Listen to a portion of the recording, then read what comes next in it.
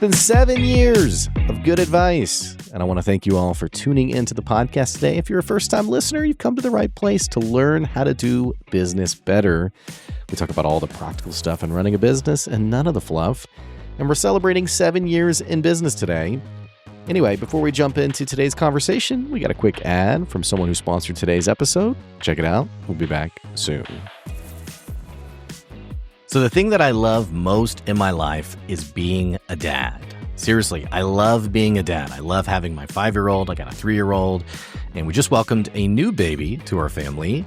I don't know if saying that makes it sound like I picked them up from the store. We had a baby a couple of weeks ago, and honestly, what blows my mind is just how quick it all goes. I mean, I can think about my 5-year-old as a toddler.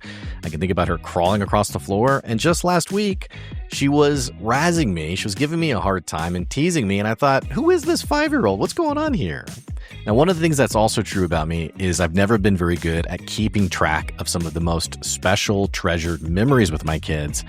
I have like their ultrasound pictures that are just like stuffed in a drawer somewhere. And I also have these like random notes that I've taken from here or there of just like special memories in the day. Well, I was totally floored when I came across DuncanandStone.com and the incredible premium journals that they've put together for dads just like me. And not just dads, but moms, grandparents, anybody who's looking to keep track and capture those truly special memories.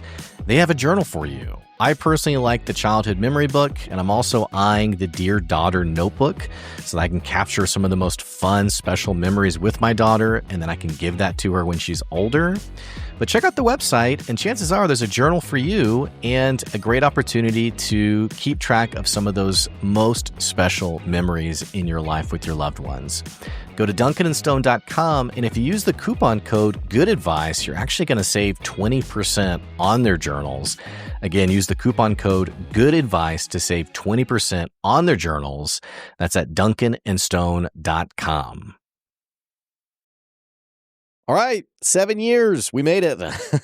I had no real aspirations to ever really, run a business that could make it a certain number of years or what have you. But I will say that I am glad to be here. I'm glad to be here. I was talking to Joy the other day, my wife, and we were talking about just history of the business and, what other decisions I could have made and what else I could have done. And I honestly cannot envision having done anything else other than good advice. And I'm, of course, incredibly grateful of the opportunity to have worked with some amazing businesses and amazing business owners.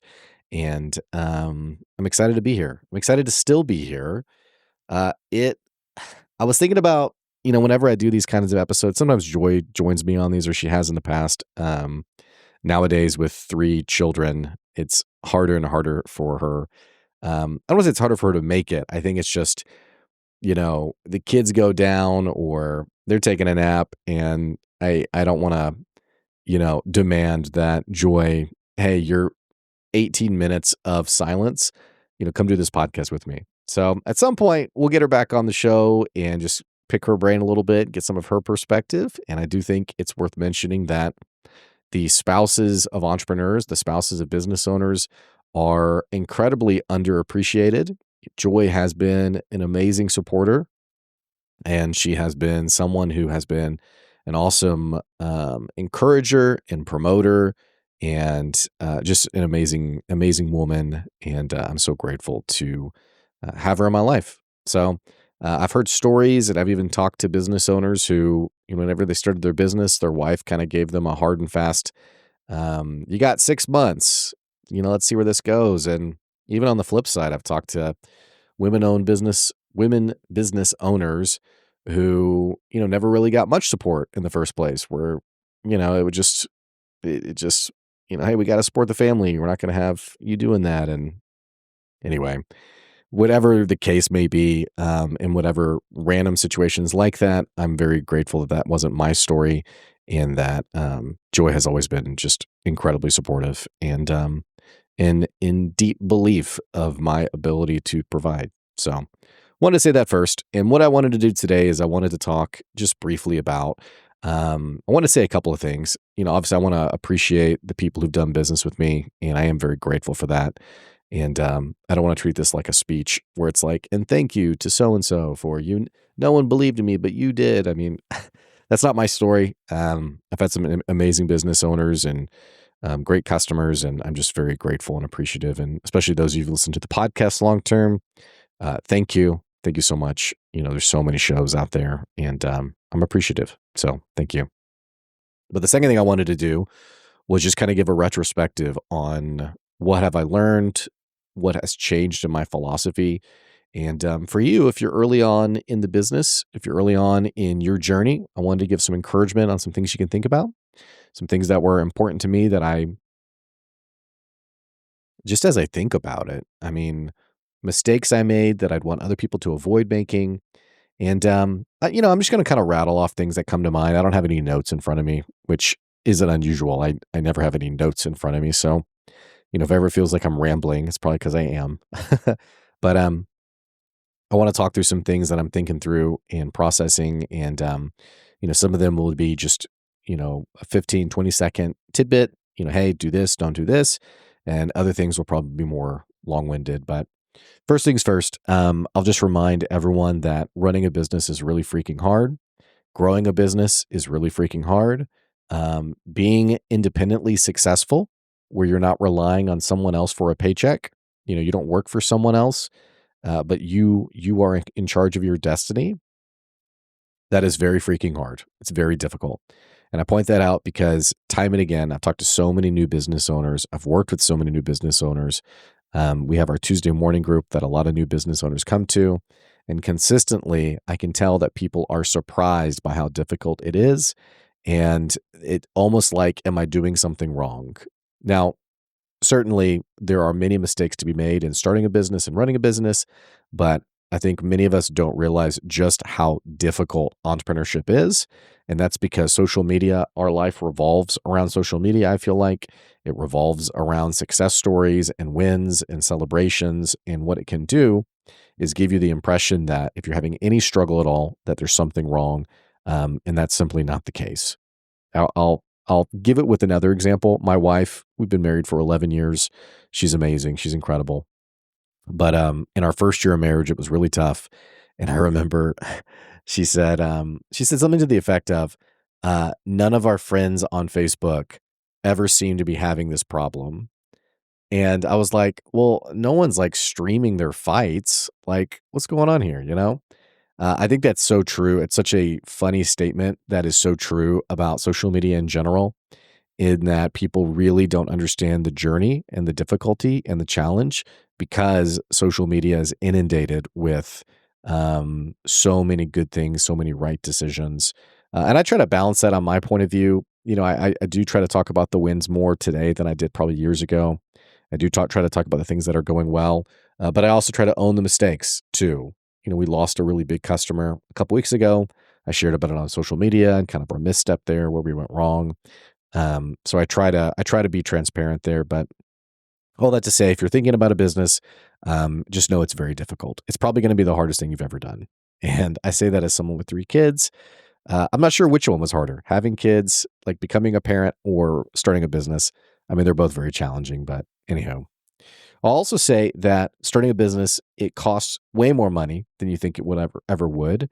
I started a business with $5,000, and that money was gone very quickly. And I thought, yeah, this is enough to start a very profitable business. No, it was not. Businesses cost money; they're very expensive, and it's not just because it's expensive; it's because it's supplementing your cost of living, your cost to survive. But also, there are things that you're going to try, mistakes you're going to make. I talked about, the marketer that I hired who was a bad fit, and, Facebook advertising campaigns. And overall, I think I spent around like $15,000 that first year, maybe that second year. And none of it was good. None of it made any lick of difference in my business. It was a huge waste of money. Those are very painful decisions. Lived through COVID, lived through, I wouldn't call this a great economy. It's a pretty tough economy. Um, so point being, there's just so many things that are out of your control and things that you don't know or mistakes you're going to make that it's going to cost you a lot of money. And so I try to tell people, keep your day job as long as you can. Keep a steady paycheck as long as you can because it's just going to keep doors open for you. When you're broke, you are stuck with whatever is the most immediate answer for cash. And those are usually bad customers. That's usually making promises you can't keep. That's usually offering to do things that you probably shouldn't be doing. If you're in marketing, maybe someone says, "Hey, can you also, you know, answer emails for us?" And then you're doing like VA stuff, or you're you're handling now their social media accounts, and you're also emptying their trash. It's just things become really messy when you need cash. So whenever you're thinking about your business, you're thinking about, okay, what is it that I'm going to sell? What's the price point I'm going to sell it at? Who's my customer? And how much cash ideally do I need to get to a point of profitability? The other thing I'll say with that too is you have to understand your level of expertise and your level of experience. If you've never sold anything in your entire life, you are going to have a very slow on ramp to sales, to bringing on revenue. More importantly, I would say do something that you have deep experience in. What I've found in business is that a lot of people will start a business around something that they're passionate about, but that they have no experience in. So the example of this would be someone who says, "Oh, I love food. I love food. I love to cook. I'm going to start a restaurant." And then you say, "Well, have you ever worked in a restaurant in your life?" "No." "Have you ever started a restaurant before?" "No." Do you know anything about restaurants?" "No, but I really have a restaurant I like going to on Thursday nights. They make a great Cobb salad," or, whatever. This is a pathway for absolute disaster. And I'll give you a couple of differences here. That person versus the person who says, "I'm going to start a restaurant. It's my fourth restaurant.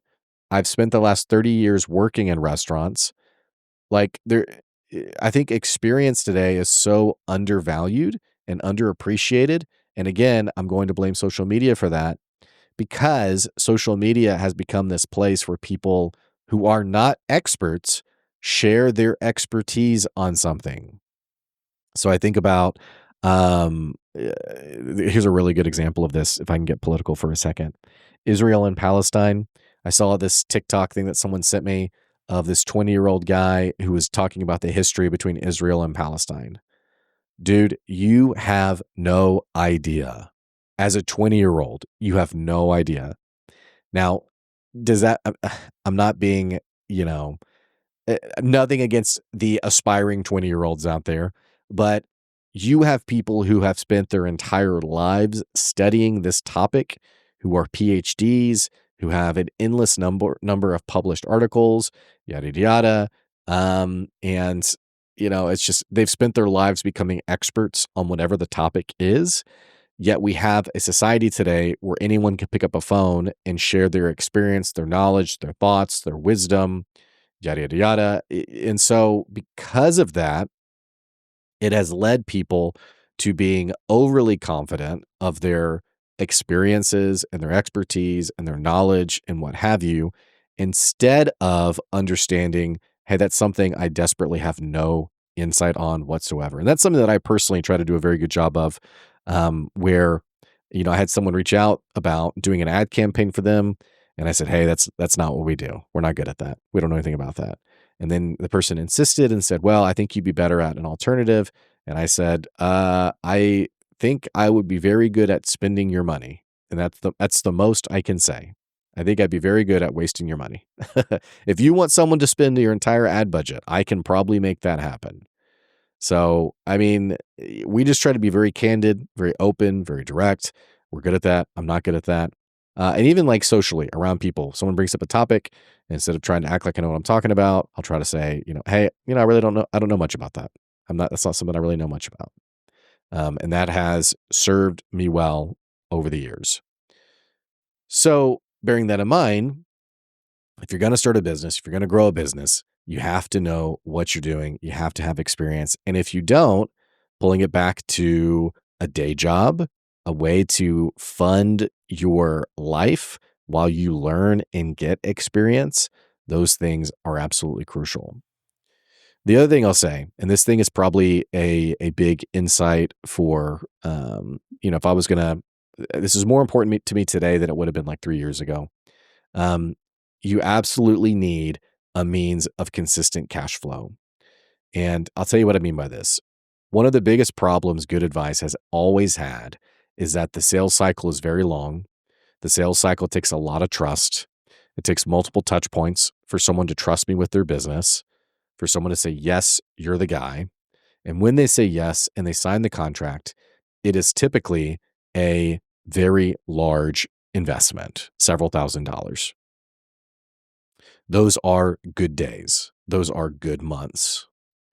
However, there are other times where I for whatever reason, I'm in a series of several conversations that haven't gotten to that point yet. We're going back and forth, or maybe I didn't close the sale or what have you. These are not everyday conversations. Okay. It takes also a very particular type of person. It takes a very particular size of business. There's a lot of nuances around this. So the predicament that I put myself in with Good Advice is that we would have months that were incredibly lucrative, and then we'd have months that were pretty much famine. It was very much feast or famine. So the problem that this creates for you is that you are now trying to run a business. Let's say you get a huge paycheck in January. You're trying to run a business now with a paycheck that can stretch over the next 3 months rather than running a business day to day, week to week, month to month with consistent cash. And it's less about, understand this for a second, this is less about a profitable business versus an unprofitable business. This is actually more about understanding that when you don't have cash flow, it's very challenging to make decisions. And not only is it hard to make decisions, it's hard to be agile. Cash gives you the opportunity to try new things. It gives you the opportunity to make quick decisions because many of these decisions are often buying decisions, or they're associated with your costs, or they're associated with different kinds of investments you want to make. And when you are a slave to those big paydays, it becomes very difficult otherwise. So one of the reasons we solved that with Good Advice is we rolled out a couple of services over the last couple of years. We have the Podcastable service where we do podcast production, which is a great service, great price point, and that does very well. It's a great offer for people. And then we have this marketing company we bought in June, which was largely around that consistent cash flow and around consistent cash on the books month to month, and ensuring that we could make some of these less wieldy decisions without having to worry about how that affects our overall cash. So wherever you are in your business, you need to have a means of consistent cash flow. And I've even seen this. I had a guy who ran a business, service-based business. I can't remember if it was like, it was a plumber or whatever he was, but for his employees, he paid them immediately, even though his customers would get a bill in the mail. So his customers would pay a couple of weeks out, but he would pay his people the day of. And I said, well, what's your plan with that? And he said, well, I want to attract great talent. So I always want to pay people the same day, even though I was like, well, I mean, most people are used to not getting paid the same day. They're used to getting a paycheck, a couple times a month or whatever it may be, or sometimes at the end of the week. And he said, well, this is what I want to do. Well, he went out of business. Because, as you understand it, it's a nightmare from a cash perspective. Anyone who's ever sent an invoice to a customer ever in their life knows that not every customer is going to pay an invoice on time. In fact, many customers are not going to pay on time. And in the worst case situations, which hopefully you've built a system to avoid this, but you'll be actively chasing customers you've done services for to get their invoice paid. And I even have this with the marketing company where, we have some small invoices. When I say small, it's like someone pays just for web hosting. And so it's a $15 or $20 invoice a month. And here I am shooting off an email because we haven't set up their auto draft or auto pay yet, or maybe they didn't fill out the auto pay. And so it's like, hey, yeah, just let you know, you got this $15 invoice. It's pretty much nonsense money, but having to, that's just the real world. It's the real world of payments and processing and all that stuff. So anyway, and the other thing I'd say with all this too is, this is kind of the off business advice, being genuine, being earnest, being kind, treating people kindly, doing good business, doing the right thing. I think these are things that are talked about from a pious standpoint and not always lived out. You got to do the right thing. You got to do right by your customers. But anyway, all that to say, it's been 7 years. I'm still here. I hope I can do an 8-year video next year, or 8-year podcast. And I'm grateful. I'm just grateful. So, and I'm grateful the podcast has been a place for people to learn and grow and become better at business. And, again, if you've been here long term, thank you. Thank you. But all that to say, remember, business is tough. It's not easy. And you're in good company. You're in good company. And there's people out there as well on the journey. Hey, thanks for listening to today's episode. I so appreciate you. Be back next week for another Good Advice episode. See ya.